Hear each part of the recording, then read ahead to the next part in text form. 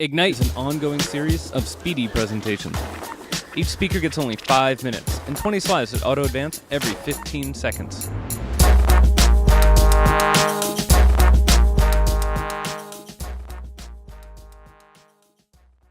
Eight months ago, in a town in northern Ethiopia, an organized band of human traffickers came through the town and lured away a number of young women. Some of those women were the mothers of young children who attend the school with which I'm closely associated. Most of them have not been heard of since, despite a nationwide manhunt by the police and the military.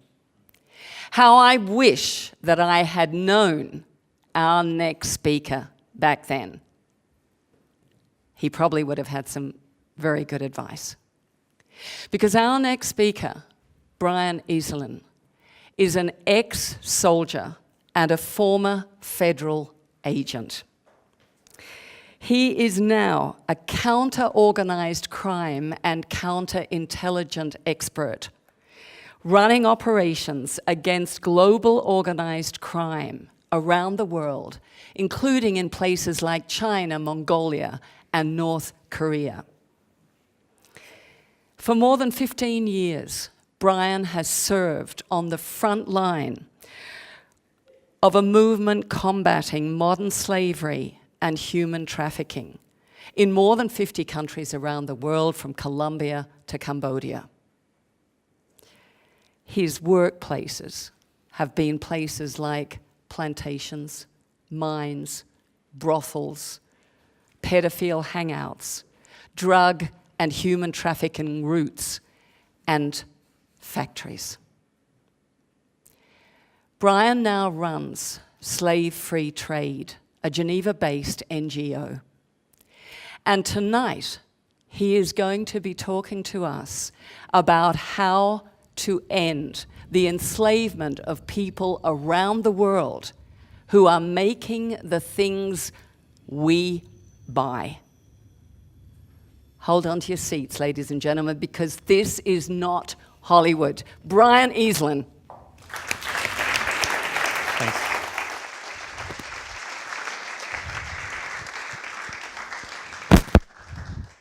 Thank you for the introduction. So, as you know, my name's Brian. I come from Australia. I'm an ex-soldier, an ex-federal agent, counter-organised crime specialist. And if there's something I've learned from 30 years of field operations, it's that some fights are worth fighting more than others. And I'm here to tell you tonight about my fight, my chosen fight, which was modern slavery.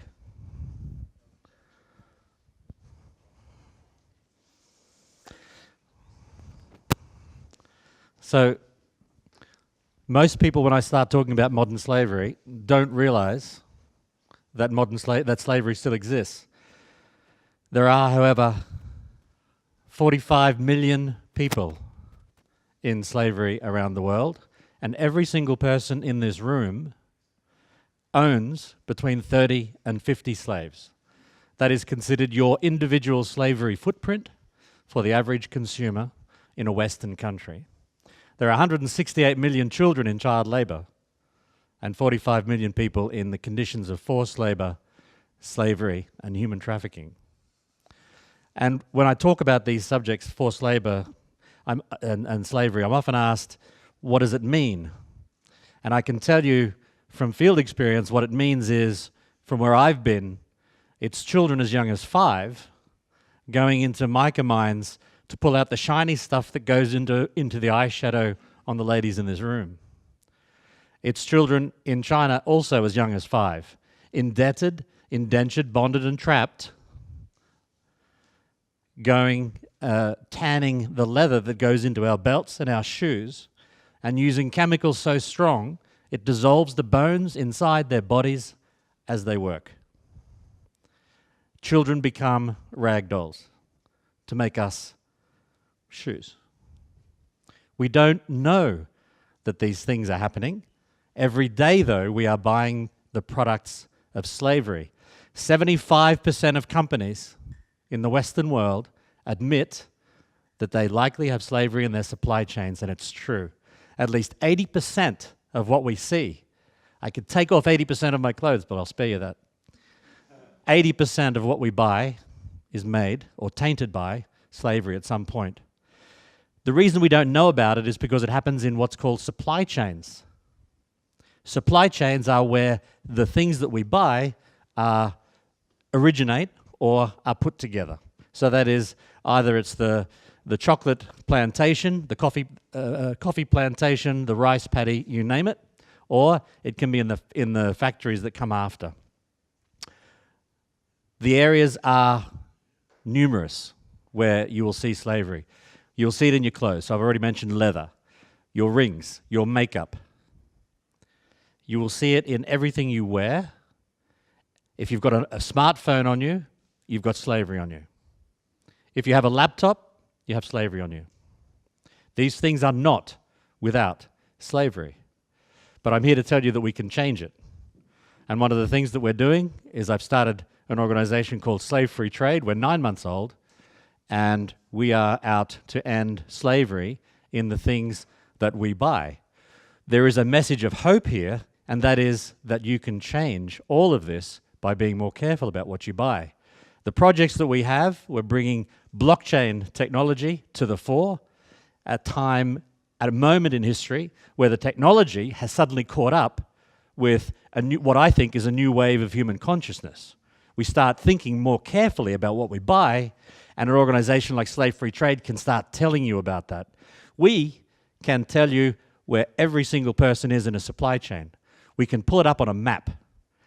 When you catch a flight to Tokyo next year, you could look at your in-flight meal and there'll be a little ticket with your rice showing you exactly who grew your rice. And we're taking it a step further. We are going to redistribute the proceeds from the $20 shirt that you buy at H&M. The retailer gets $10. The maker of that shirt gets 0.5%. With blockchain, we can redistribute a further 0.5% and lift every worker in that supply chain onto a living wage globally. The difference in all of this is you. Every single consumer has the power to change this. And it's unacceptable and unconscionable that we don't. So I invite you as consumers to join me and join us in a movement to start buying more ethically and more consciously and free slaves. Thank you.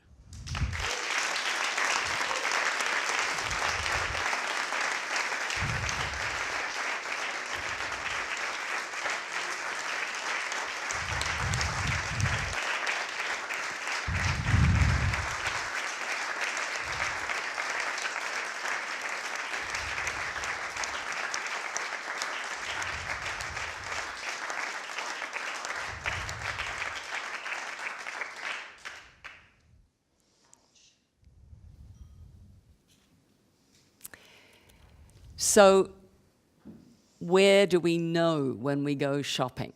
I mean, Jesus. When we look at a product, how do we know? We principally don't at the moment. That's one of the problems. The reason that slave free trade exists is because there is a disconnect between what goes on in a supply chain and what we as consumers see. There is no information at point of sale that is valid. Going back a couple of decades, I think most of us, those who are old enough to go back a couple of decades, were looking at their labels to see where things were made, right? I mean, you talk about the 1970s and 1980s, we would look at the labels on a shirt. How many people do that now? And even if you do it, it's not meaningful anymore. And you know why? Because globalization has meant that supply chains are so diverse that you can't possibly know anything about where the product is from. There's only one label in the world that can tell you that there is a problematic something going on in your clothing, and that's China +1. Does anybody know what China +1 is? It's code for North Korea, made by slaves. Oh. So if you look at your clothes and you see a label on made in China +1, it's code for slave made in North Korea. And that's the only way you can tell by looking at a label pretty much where it comes from. If you look at Bangladesh, India, China, Pretty much everything is made in these extremely diverse supply chains. You can't tell much from the labels, which is why one of the things we're doing is we're putting at point of sale a label on a product. So you walk into a department store and there are 2 white T-shirts in front of you. One of them says verified slave-free. And they have all this blockchain technology behind it to make it so that you as a consumer with your smartphone can launch the Slave Free Trade app and point it at the product, and it'll tell you the entire supply chain history. Everybody who made it, where it was made, where the cotton came from, whether it was picked by slaves or not, and the working conditions. So how fabulous. Now,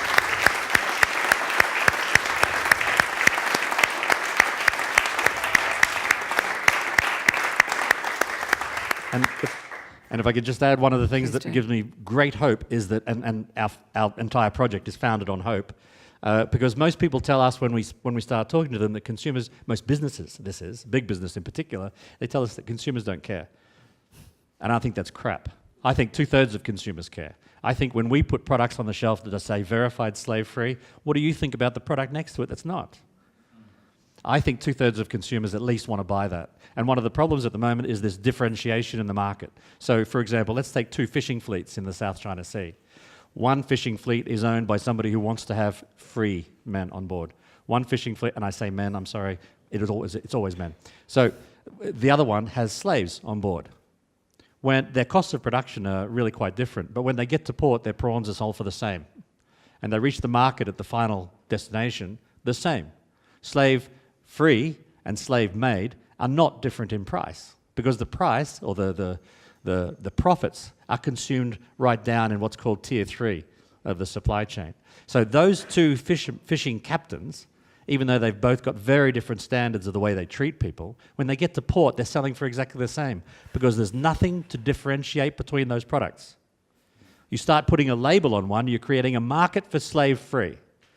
Instead of those sellers, the slaver, selling to 100% potentially of the market, the slaver is forced into a corner as we grow the market for slave-free. So the question for everybody here is to go out and be a partner in that. You can join us you can join the organization. We're 9 months old. We have 104 volunteers from Sacramento to Sydney, and fantastic team. Everybody has day jobs, and everybody's committing to slave-free trade on the side, and we do amazing stuff. But you could also do things like buy more ethically. You could also buy less. We are buying so much that we don't need. And you just, and the consumer, at one point, the consumer was sovereign.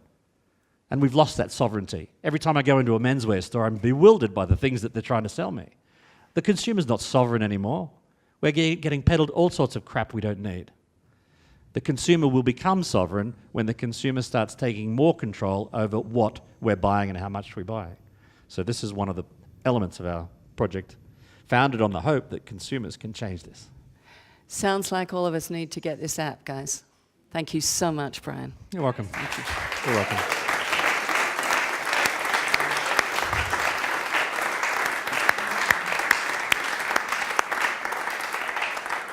Question here? We have a team in development trying to build the app now. So we hope by the end of the year we'll have a pilot, a beta, and then by the middle of next year we'll have a final product for the market. So we're building we've got a number of different projects, but including supply chain tracking solutions, so we can track from the cotton plantation right through to the retail store shelf. The consumer app, which will show you exactly what's going on, and we're building into that augmented reality, by the way. So when you look for your product, if you want slave-free jeans, for example, Monkey Jeans is the only company in the world that is slave-free. So you can you can look for Monkey Jeans, it'll tell you what store it's in, put it on a Google map for you. You go to that store, and when you get there, across the threshold, it turns into augmented reality and says, slave-free jeans over here. And then you press for more information, and it brings up the entire supply chain history, every single person who touched it, including the logistics chain. What's the app going to be named?